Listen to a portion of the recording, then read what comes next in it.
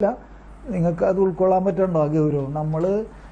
അപ്പം ഞാൻ എന്ത് ചെയ്യുമെന്ന് വെച്ച് കഴിഞ്ഞാൽ നമ്മൾ ഈ സമാധാനം കൊടുക്കണതിൻ്റെ അർത്ഥം നമുക്ക് മനസ്സിലായിട്ടുണ്ട് ഇതെന്താണെന്ന്. എന്താണ് ഈ സമാധാനം കൊടുക്കണേ?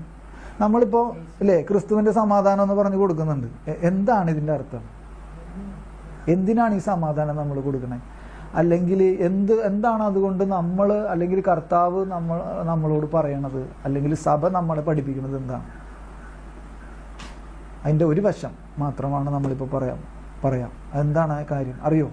ഇന്നവരാരെങ്കിലും പറഞ്ഞു തന്നിട്ടുണ്ടോ? അപ്പം അതായത് ക്രിസ്തു യുദ്ധത്തിൽ വിജയിച്ചു എന്നുള്ള വാർത്ത. ക്രിസ്തു യുദ്ധത്തിൽ, ഏത് യുദ്ധം അല്ലേ? മനസ്സിലായല്ലോ അല്ലേ? പിശാചുമായുള്ള യുദ്ധത്തിൽ വിജയിച്ചു എന്നുള്ള വാർത്ത കൈമാറുന്നതാണ് അവൻ്റെ സമാധാനം നമ്മൾ കൊടുക്കുന്നതിലൂടെ. മനസ്സിലായോ? അതാണ് ക്രിസ്തുവിൻ്റെ. അവിടെ ഈശോ മിശിഹായ്ക്ക് സ്തുതിയായിരിക്കട്ടെ എന്നൊക്കെ പറയണവരുണ്ട്. അങ്ങനെയല്ലല്ലോ പറയണ്ടേ. എന്തെന്ന് പറയണം? ക്രിസ്തുവിൻ്റെ സമാധാനം. മനസ്സിലായോ? അങ്ങനെ തന്നെ പറയണം. അപ്പം അതെന്താണ് നമ്മളടുത്ത് നിൽക്കണ നമ്മുടെ സഹോദരൻ അല്ലെങ്കിൽ സഹോദരിക്ക് കൈമാറുന്നത്? ക്രിസ്തുവിൻ്റെ സമാധാനമാണ്. ആ ക്രിസ്തുവിൻ്റെ സമാധാനത്തിൻ്റെ എന്താണത് പ്രതീകം? എന്താണത് നമ്മളെ പഠിപ്പിക്കണത്?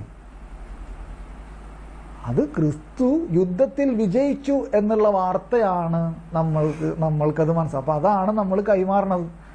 ഇന്നതുപോലെയാണ് കേട്ടോ ക്രിസ്തുവിൻ്റെ സമാധാനം.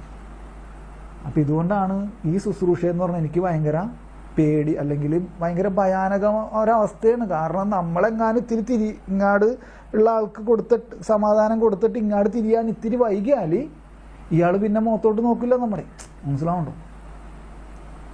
നമ്മൾ വിചാരിക്കും ഇതൊക്കെ ഇപ്പം ഇത്ര ഇതിലെന്തിനാ ശ്രദ്ധിക്കണേ? മനസ്സിലായ?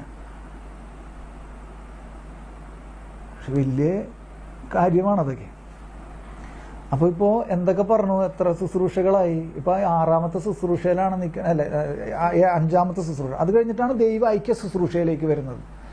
ദൈവ ഐക്യ ശുശ്രൂഷ അത് ദിവ്യകാരുണ്യ സ്വീകരണം. അപ്പോൾ യേശുവും ഞാനും, അല്ലെങ്കിൽ യേശുവും യേശുവിനെ സ്വീകരിക്കുന്ന ആ വിശ്വാസിയും കൂടി എന്താവും? അതാണ് സ്വർഗ അവരോഹണമെന്ന 7ാമത്തെ രഹസ്യം.